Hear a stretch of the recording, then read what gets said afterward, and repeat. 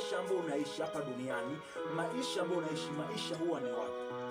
Maisha yote yale, maisha huwa ni watu. Kwa unapojua kwamba maisha ni watu, lazima ujifunze kwamba katika eneo ambalo unaishi lolote lile, jifunze kuwa na mahusiano mazuri na watu ambao unaishi nao kwenye jamii, kwenye eneo lako la kazi, iwe ni taasisi. Jifunze kuwa na mahusiano mazuri na watu. Naposema ujifunze kuwa na mahusiano mazuri na watu, namaanisha nini?